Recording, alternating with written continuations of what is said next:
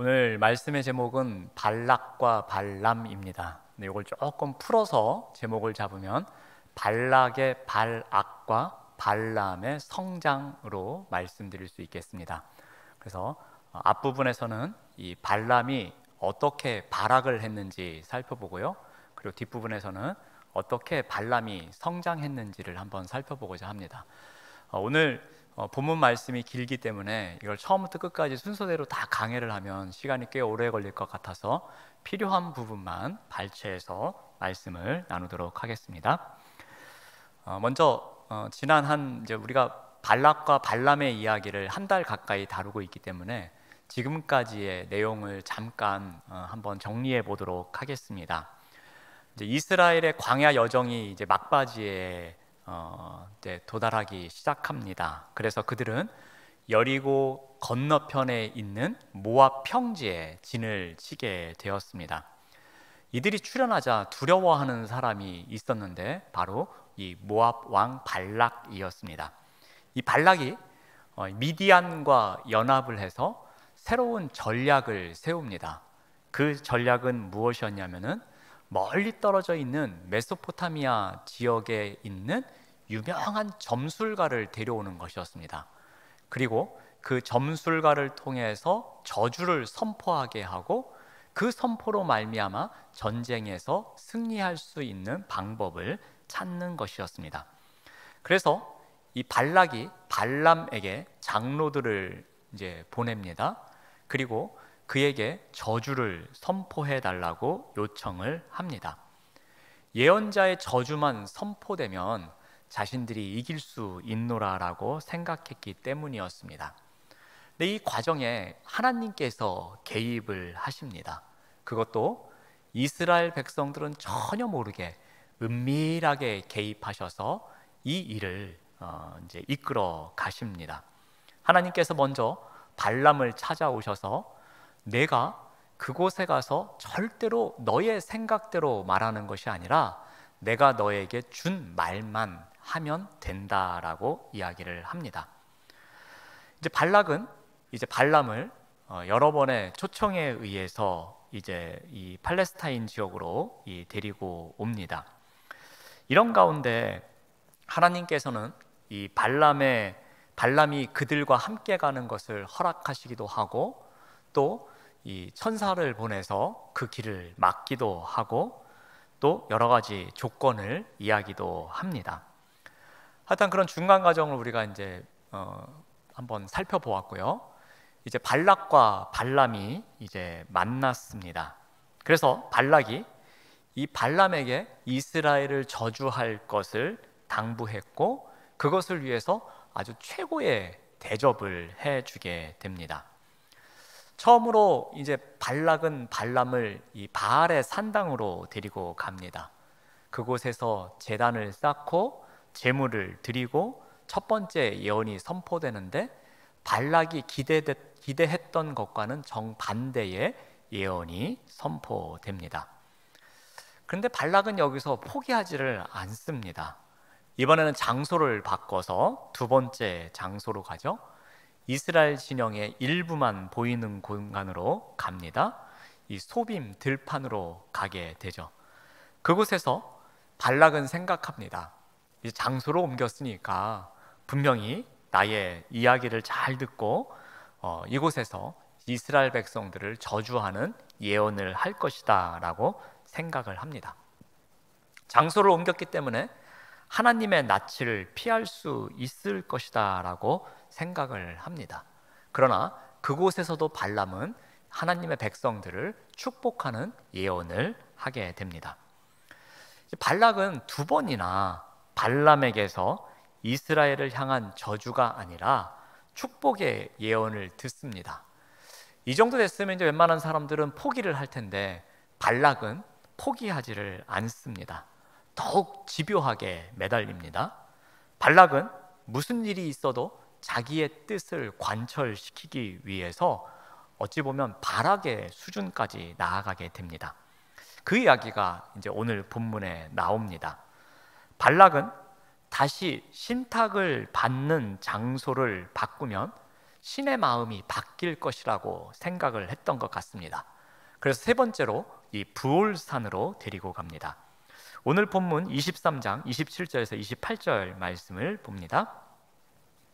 이제 발락이 발람에게 또 말하기를, 자, 오라, 내가 너를 다른 곳으로 인도하겠다라고 합니다. 그러면 하나님이 혹시 기뻐하실 수도 있지 않겠느냐라고 말합니다. 그러면서 부올산 꼭대기로 이 발람을 데리고 갑니다. 이 부올산은 이 소빔 평원과는 달리 이 모압 평지가 다 보이는 곳이었습니다. 마치 전망대와 같아서 그 모압 평지에 진을 치고 있는 이스라엘 백성들을 다 내려다볼 수 있는 곳이었습니다. 이 이스라엘 백성들이 이 척박한 광야에서 이 곤궁한 삶을 살고 있는 것을 보면 혹이라도 이 발람의 마음이 바뀌지 않을까 해서 이곳으로 데리고 온 것 같습니다. 발람의 심경이 바뀌어서 자신을 위해서 그들을 저주를 퍼불러 주기를 바라는 마음으로 막연한 기대감을 갖고 이제 세 번째 장소에 왔습니다. 심지어 이 장소라면 하나님이 혹시라도 저주하는 것을 기뻐하지 않으실까라는 마음으로 왔습니다. 자, 그런데 발락의 기대와는 전혀 반대의 결과가 나오게 됩니다. 또다시 발람은 이스라엘 백성들을 축복하게 됩니다. 자, 발락이 발람을 멀리서 부른 이유는 딱 하나였습니다. 이스라엘 백성들을 저주하게끔 불렀는데 세 번이나 축복을 하는 것이었습니다. 자, 원하는 결과를 얻지 못하자 이제 발락이 어떻게 합니까? 우리 24장 10절로 한번 넘어가 보겠습니다. 10절을 보시면 발락이 발람에게 노합니다. 분노하기 시작합니다. 근데 분노하면서 하는 행동이 뭐냐면 손뼉을 쳤다라고 합니다. 이 발락의 분노가 아주 그냥 이 부글부글 끓어올라오는데 손뼉을 쳤다라고 합니다. 이 성경에서 말하는 손뼉을 치다는 크게 두 가지입니다. 하나님을 찬양할 때 손뼉을 치는 게 있고요. 그리고 여기 나오는 발락처럼 누군가에 대해서 불만이 쌓이고 자신의 화를 토로할 때에 손뼉을 친다든지 무릎을 친다든지 땅을 친다든지 해서 무엇인가를 쳐서 그 분을 푸는 것을 말합니다. 그러니까 이 발락이 지금 후자의 경우죠. 매우 화가 난 겁니다. 그래서 이 손뼉을 치면서 이 화난 행동을 표출하고 있는 것입니다. 자, 화가 난 발락은 이제 어떻게 합니까? 발람과의 계약을 파기합니다. 11절 말씀을 보시면 그러므로 그대는 이제 그대의 곳으로 돌아가라, 달아나라 라고 합니다. 내가 그대를 높여 심히 존귀하게 하기로 뜻하였더니 여호와께서 그대를 막아 존귀하지 못하게 하셨도다 라고 합니다.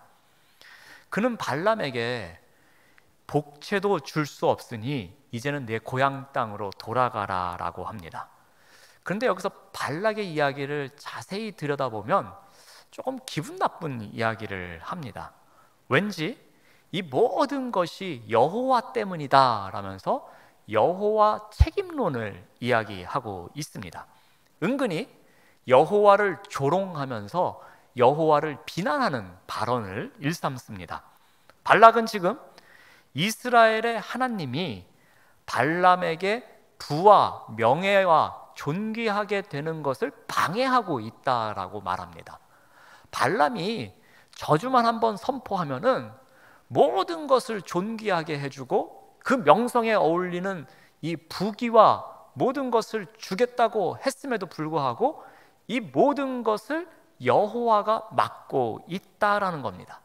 또한 여호와가 막고 있다고 해서 자신의 존귀함을 포기하고 그 일에 순종하는 발람까지도 조롱하고 있습니다.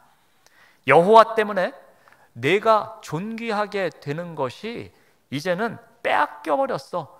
그 기회를 다 박탈당한 거야 라면서 비아냥거리면서 여호와 책임론으로 돌려버리고 있습니다. 자, 발락이 이러한 과정을 통해서 마지막까지도 발악하고 있는 모습을 보여줍니다. 자, 발람은 발락은 발람을 초청할 때부터 이 발악이 시작되었습니다. 집요하게 사람들을 반복해서 보내면서 더 좋은 대우와 더 좋은 조건을 해줄 테니 오라고 집요하게 발람에게 이야기를 했었습니다. 또한 이 저주를 선포하며 부탁하는 것도 3번의 과정을 통해서 장소를 바꿔가며 이런저런 환경을 바꿔가는 과정 가운데에 어떻게 해서든지 발람으로 하여금 이스라엘 백성들을 저주하도록 집요하게 심경의 변화를 이끌어내는 과정을 겪습니다. 이 성경에서 아주 곱게 표현을 해서 그렇지 조금 과격한 표현을 하면은 옆에서 끈질기게 괴롭힌 겁니다. 아주 집요하게 괴롭히면서 내가 부탁하는 걸 들어주지 않으면 그대로 가만 놔두지 않겠다라는 식으로 반협박을 한 것입니다. 또 분노할 때도 이 발락은 집요했습니다. 발람에게만 분노한 것이 아니었습니다. 오히려 하나님의 책임론을 돌리면서 하나님에 대해서도 비아냥거리면서 분노하고 있었습니다. 발람이 신뢰하려고 하고 발람이 순종하려고 하는 대상까지도 비난하면서 아주 마지막 발악을 일삼는 모습을 보게 됩니다. 자, 이제 다음으로 이 발람이 성장하는 과정을 한번 살펴보겠습니다.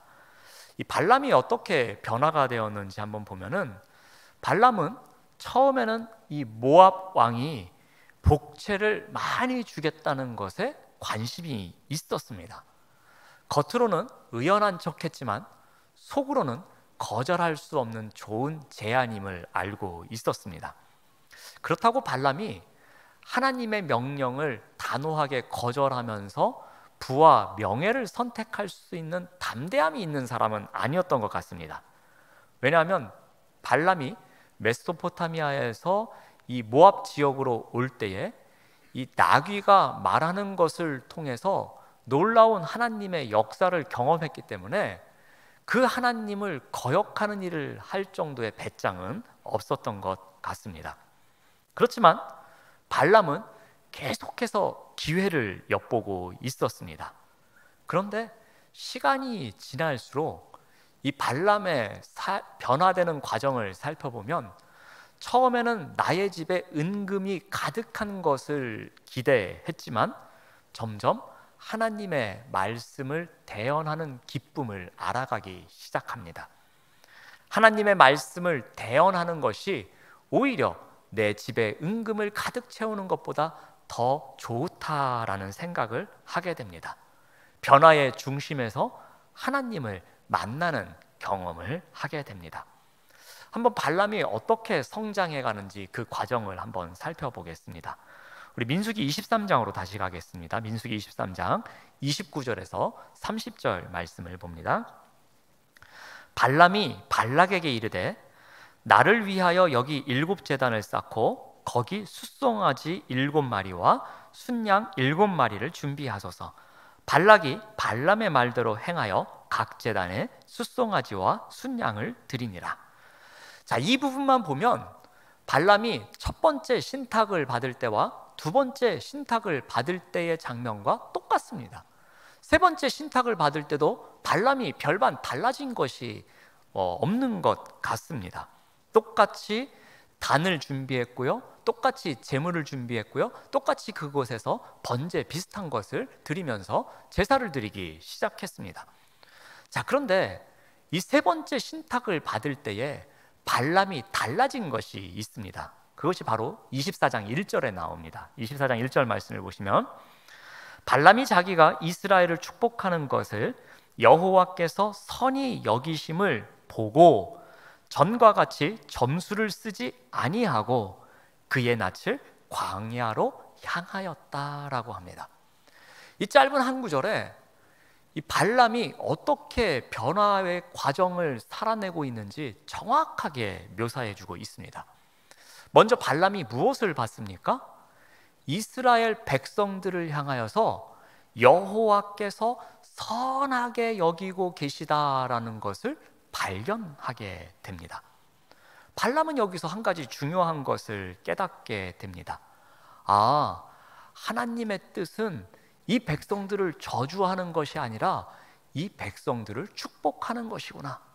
그래서 하나님께서는 이 백성들을 선하게 이끌어 가시는구나 라는 것을 첫 번째랑 두 번째와는 달리 이 세 번째에는 그것을 바로 발람의 눈으로 보게 되었던 것입니다. 지금까지 발람이 이스라엘 백성들을 축복은 하긴 했지만 지금까지의 것은 자신이 원해서 한 것은 아니었습니다. 발람은 어떻게 해서든지 기회를 받습니다. 혹이라도 하나님께서 마음이 변해가지고 내가 저주를 해서 이 모압 왕에게 복채를 많이 받아가지고 내가 돌아가서 부귀와 영광을 누리면서 살아야지라는 생각을 꼭 마음속에 간직하고 있었습니다.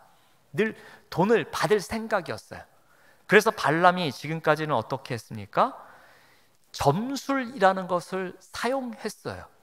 과거에 자신이 가지고 있었던 방법, 그 방법을 통해서 어떻게 해서든지 하나님의 마음을 돌리고, 그래서 그 백성들에게 저주의 말을 하고 싶은 마음이 너무나도 많이 있었습니다. 그런데 어떻게 변화의 과정을 겪어갑니까? 하나님께서 이 백성을 선하게 이끄시는구나 라는 것을 본 이후에 발람의 행동이 달라졌습니다. 뭐라고 합니까? 전과 같이 점수를 쓰지 아니하였다라고 합니다.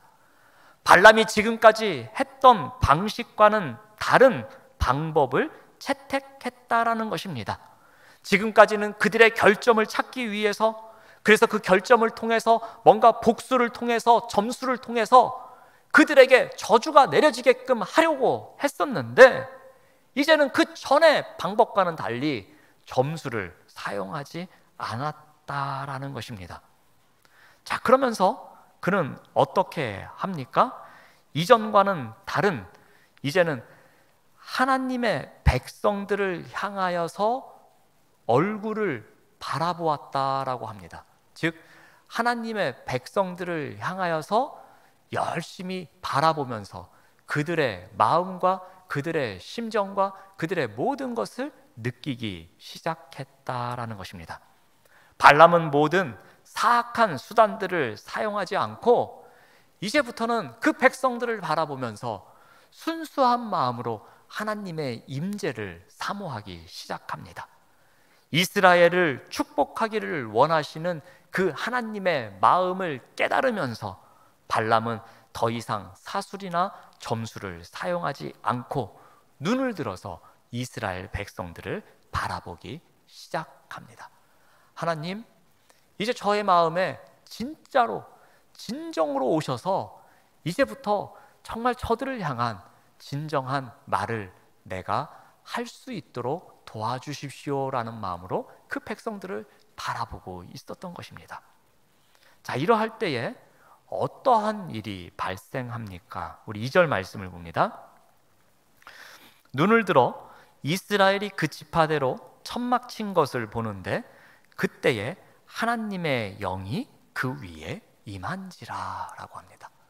첫 번째 신탁, 두 번째 신탁과는 달리 그 점수를 사용하지 않고 하나님의 임재를 간절하게 사모하는 발람에게 하나님의 영이 그의 위에 임하게 됩니다. 하나님의 영이 그의 위에 임하게 되자 이제 무슨 일이 일어납니까? 자, 한번 보시면은 이 구약 성경에는 이 하나님의 영이 임하는 것에 대해서 구체적으로 묘사하는 부분이 있습니다. 대부분 두 가지 종류에 나오는데요. 하나님의 영이 임하는 것은 먼저는 이 성막 건축과 같은 특별한 기술이 필요할 때입니다. 우리 참고로 좀 출애굽기 31장 말씀을 적어놨는데요. 31장 2절에 3절 말씀을 보시면은 부살렐이라는 사람이 나옵니다. 이 오홀리압과 부살렐이 있죠. 출애굽기에 나오는. 그래서 성막을 만드는데 그들에게 하나님의 영이 충만하게 됩니다. 그래서 지혜와 총명과 지식과 여러 가지 재주로 그 성막에 필요한 기구를 만드는 일이 있습니다. 이러한 일이 있을 때에 하나님의 영이 함께합니다. 자, 또 하나는 가장 여러 번 나오는 표현인데, 이 전쟁이 있을 때에 하나님께서 강하게 개입하실 때에도 이 하나님의 영이 함께 하십니다. 우리 역대하 20장 14절에서 15절 말씀인데요, 여호와의 영이 야하시엘에게 임합니다. 이것은 여호사밧 왕 때의 일입니다. 그때에 이 영이 임하자 어떻게 이야기하냐면은, 너희는 이 큰 무리로 말미암아 두려워하거나 놀라지 말라. 이 전쟁은 너희에게 속한 것이 아니요 하나님께 속한 것이다 라고 이야기합니다. 그러니까 여호사밧 왕 때에 암몬과 모압 사람들이 공격을 해올 때에 이 여호사밧과 그의 군대가 위험에 빠졌는데, 이때에 하나님께서 강하게 개입하시면서 야하시엘이라는 사람에게 임하셔서 그의 예언을 통해서 여호사밧 왕이 이 위기를 모면할 수 있도록 하는 이야기가 있습니다. 자, 이때에 이 전쟁에 관련돼서 하나님께서 강하게 개입하실 때에도 이 하나님의 영에 대한 이야기가 나옵니다. 자, 이러한 하나님의 영이 오늘 발람에게 임하는 것입니다.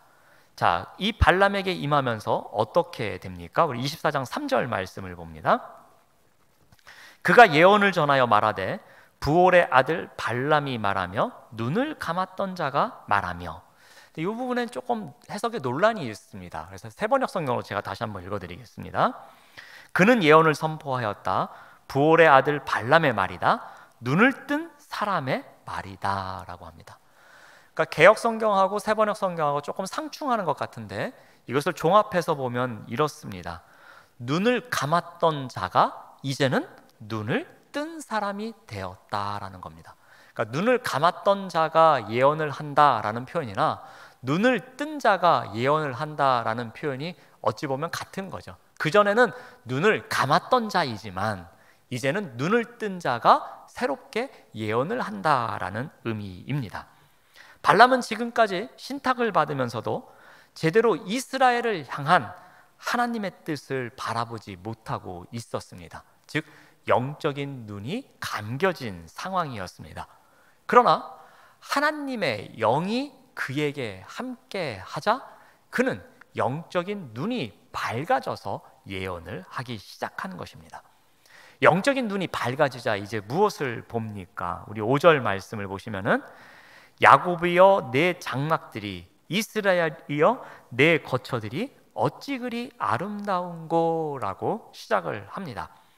발람의 입에서 이제 아름다운 식구, 하나님을 찬양하는 내용이 나옵니다. 지금까지 여러 차례에 걸쳐서 내려다본 장막이었습니다. 바알의 산당에서 또 비스가 산에서 이제 이곳에서 세 번째로 내려다보는 이 장막이었고 거처였습니다. 이스라엘 민족 전체가 머물고 있는 장막을 바라보기도 했었고요, 일부가 머물고 있는 장막을 바라보기도 했었습니다. 지금까지는 단순히 그들의 거처일 뿐이었습니다. 단순히 장막일 뿐이었습니다. 그런데 하나님의 영이 함께한 이후에, 영적인 눈이 띄고 난 이후에 이 장막을 바라보니 장막이 어떻다라고 고백합니까? 그 장막이 아름답다라고 고백을 합니다. 마치 그 진영이 작은 천국처럼 보여진다라고 합니다. 마치 그들이 머물고 있는 그곳이 하나님께서 선물하신 곳과 같다라고 바라봅니다. 그 막막했던 광야, 끝이 보이지 않는 그 광야가 마치 하나님께서 축복해 주신 장소처럼, 그곳에 머물러 있는 사람들이 거하는 그 장막이 너무나도 아름다운 곳이라고 선포하고 있습니다. 또 발람은 그들을 어떻게 봅니까? 우리 6절 말씀을 보시면, 그 벌어짐이 골짜기 같고 강가의 동산 같으며 여호와께서 심으신 침향목들 같고 물가의 백향목들 같다라고 합니다. 강변에 우거진 푸른 동산과 같이 그들이 있으며, 또 이스라엘 백성들이 마치 여호와께서 심으신 침향목과 같고 백향목과 같은 사람들이 있다라고 이야기하고 있습니다. 또 7절에 보니까 어떻게 이야기합니까? 그 물통에서는 물이 넘쳐납니다. 그 씨는 많은 물가에 있습니다. 그의 왕이 아각보다 높으니 그의 나라가 흥왕할 것이다 라고 이야기를 합니다. 이 백성들이 하나님의 축복을 너무나도 많이 받고 있는 모습을 묘사하고 있습니다. 그들은 넘치는 생명의 물의 공급을 받고 있습니다. 즉 신령한 복이 넘쳐나고 있습니다. 하나님으로부터 은혜와 축복이 충만한 삶을 살아가고 있습니다. 그들이 심은 씨는 무성하게 자랄 것이다. 그들이 흥왕할 것이다 라고 축복의 예언을 합니다. 발람은 이스라엘 사람들의 모습을 또 들소와 사자의 비유를 하기도 합니다. 우리 8절에서 9절 말씀을 보시면은 들소 이야기가 나오고요, 숫사자 이야기가 나오고요, 암사자 이야기가 나옵니다. 하나님의 영이 함께한 발람은 이전에 보던 것을 똑같은 것을 바라보았음에도 불구하고 전혀 다른 모습으로 바라볼 줄 아는 그런 관점을 갖는 사람으로 성장하게 됩니다. 발람은 이제 이스라엘의 평범한 일상에서 진정한 아름다움을 바라볼 수 있는 사람이 됩니다. 또 하나 발람이 성장했다라는 것을 알 수 있는 것은 이 발락과의 대화에서도 알 수 있습니다. 조금 전에 이 발락에 대해서 살펴볼 때 발락이 분노하는 장면이 있었습니다. 그 분노 이후에 발람은 이렇게 대처합니다. 우리 24장 12절 말씀을 봅니다. 발람이 발락에게 이르되 당신이 내게 보낸 사신들에게 내가 말하여 이르지 아니하였나이까 라고 말합니다. 발람은 현재 상황에 대해서 처음부터 발락의 사신들에게 내가 이야기했던 것입니다 라고 말합니다. 그리고 자신은 이미 통보한 대로 실천해 왔노라 라고 말합니다. 자, 그러면서 13절에 또 이렇게 말합니다. 가령 발락이 그 집에 가득한 은금을 내게 줄지라도 나는 여호와의 말씀을 어기고 선악간에 내 마음대로 행하지 못하고 여호와께서 말씀하신 대로 말하리라 하지 아니하였나이까 라고 합니다. 발람은 지금 발락이 막 분노하고 있는데 처음에 사신을 통해서 했던 이야기를 다시 한번 이야기합니다. 마지막으로 발락과 헤어지기 전에 내가 왜 이러한 일을 했는지 다시 한번 선포하고 있습니다. 여기에서 이 발락에게 하는 고백에서 이 발람의 성장이 있었음을 알 수 있습니다. 그는 다시 한번 이야기합니다. 내가 이 과정을 살아보면서 느껴본 건데 은금보다도 더 중요한 게 있어. 내 생각대로 말하는 것보다 더 중요한 게 있어. 그것이 무엇이냐면 하나님의 말씀에 순종하는 거야 라고 고백하는 장면입니다. 발람은 내가 처음에는 불의의 삭슬 사랑했었어. 그건 맞아. 내가 처음에 그런 마음을 갖고 여기까지 왔었던 건 맞아. 하나님께서 나에게 이곳을 가라고 허락은 해주셨지만 내 마음속에 불의의 삭슬 사랑해서 내가 여기까지 온 것은 나도 인정해. 그러나 시간이 지나면서 내가 만난 하나님을 보니 그게 아니더라라는 겁니다. 그 하나님은 내가 순종하기를 바라시는 분이었다라는 겁니다. 내가 몸만 이곳에 와서 순종하는 것이 아니라 내가 하나님께 내 마음을 온전히 드리는 순종의 자리까지 나아가기를 바라시는 분이 바로 하나님이시다라는 걸 내가 알았어 라고 고백하고 있는 것입니다. 그래서 다시 발락에게 처음에 했던 그 이야기를 꺼내면서 내가 은금보다도 더 소중한 것, 내가 하고 싶은 말을 하는 것보다 더 소중한 것이 무엇인지를 다시 한번 강조하고 있는 것입니다. 이것을 선포한 발람은 이제 어떻게 말합니까? 24장 14절 말씀을 보면 이제 나는 내 백성에게로 돌아가겠다라고 말합니다. 이제 발람은 고향을 떠나올 때의 모습과 전혀 다른 모습으로 고향 땅으로 다시 되돌아가겠노라 라고 선포하고 있습니다. 하나님께 온전한 순종이 무엇인지를 깨닫고 그 마음을 고이 간직한 채로 나는 이제 고향 땅으로 가겠습니다 라고 고백하고 있는 것입니다. 이전에 이곳에 올 때는 내가 유명한 점쟁이로서 이 자리에 왔지만 이제는 진정한 하나님의 말씀을 선포하는 예언자로서 돌아가겠노라 라는 고백이 담겨져 있는 내용입니다. 이러한 과정을 통해서 발람이 성장해 온 것을 우리가 볼 수 있습니다.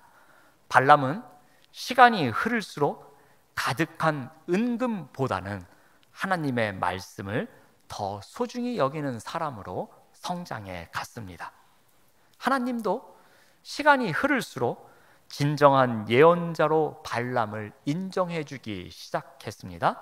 그래서 그가 이방인이었지만 그의 입을 통해서 이스라엘의 미래에 관한 말씀을 예언하도록 담아 주셨습니다. 고향을 떠날 때의 발람과 고향으로 떠나는 발람의 모습은 확연하게 차이가 있었습니다. 자, 그런데 우리가 한 가지만 더 살펴볼 것은 어떻게 발람이 이러한 일이 가능했을까라는 겁니다. 어떻게 발람이 이 22장부터 24장까지에 비춰지는 곳에서 발락과 발람에서 한 사람은 처절한 모습으로 계속 발악을 하는데 한 사람은 그 가운데서도 성장하는 삶을 살아갈 수 있었을까입니다. 발람은 이전의 점술의 습관을 버리는 자리로 나아갔습니다. 그곳에서 자신이 이전에 했던 것과는 다른 방법으로 하나님의 임재를 간절히 사모하는 자리로 나아갔을 때에 비로소 하나님의 영이 임하면서 하나님이 원하시는 눈을 뜨일 수가 있었습니다. 그리고 또한 발람은 처음에 자신이 했던 말, 그때는 진심으로 했던 말이 아니지만 하나님께 했던 그 사신들에게 통해서 했던 그 고백을 다시 한번 되새기면서 나의 살아온 삶을 돌아보는 시간을 가졌기에 가능했던 것 같습니다. 하나님께서 이 발람의 모압 여행을 막으시려다가 왜 이 최종까지 이끌고 오셨을까라는 질문에 대해서 우리가 여기서 답을 얻을 수가 있습니다. 그것은 바로 오늘 설교의 제목입니다. 발락의 발악을 통해서 발람의 성장을 이끌어내셨다라는 겁니다. 어찌 보면 하나님께서는 발람을 굳이 데리고 오지 않으셔도 됐었습니다. 그런데 이 발람의 성장을 이끌어가기 위해서 이 자리로 이끌어 오셨다라는 것입니다. 그런데 중요한 것이 있습니다.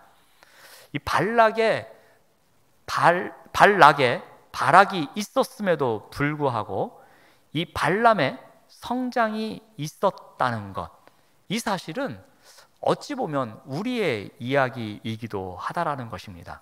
우리 주변에 이 발락의 발악과 같은 행동으로 집요하게 우리를 괴롭히는 사람들이 있습니다. 그런 일을 겪게 되면은 그만큼 힘이 들기도 합니다. 그리고 그 자리에서 벗어나고 싶은 마음이 들 때도 있습니다. 하지만 오늘의 본문 말씀을 통해서 우리가 교훈을 얻어본다면 그 시간은 마치 발람이 성장했던 것과 같이 우리가 성장할 수 있는 시간이다라는 소망을 갖게 됩니다. 그러므로 이 시간을 어떻게 보내야 하느냐면은 우리의 이전 습관을 잠시 내려놓고 내가 이전에 하던 방법대로 이 발락의 발악 같은 그 사람에게서 벗어나고자 하는 방법보다는 하나님의 임재를 갈망하는 시간을 우리가 더 많이 가져야 한다라는 것입니다. 처음에 다짐을 우리가 다시 한번 돌아보면서 내가 제대로 걸어가고 있는지 그리고 올바른 방향으로 가고 있는지를 점검해보는 그러한 시간도 갖는 것이 필요하다라는 것입니다. 자, 그렇다면 이 발락의 발악과 같은 어려움이 있는 그 시간이 결코 내가 힘들고 도망가고 싶은 시간만이 아니라 그 시간이 오히려 내가 성장하는 시간이 될 수도 있다라는 것입니다. 이러한 성장까지도 이끌어 가시는 분이 바로 우리를 광야길에서 훈련시키시는 우리의 하나님이십니다. 이러한 하나님을 신뢰하면서 살아가시는 우리 모두가 되시기를 바랍니다. 기도하겠습니다. 하나님 감사합니다. 발락의 발악과 같이 우리를 절망케 하는 일이 있더라도 이 시간이 우리의 성장을 위한 시간임을 믿고 신실하신 하나님을 신뢰하며 광야길을 걸어갈 수 있도록 인도하여 주시옵소서. 예수님의 이름으로 기도드립니다. 아멘.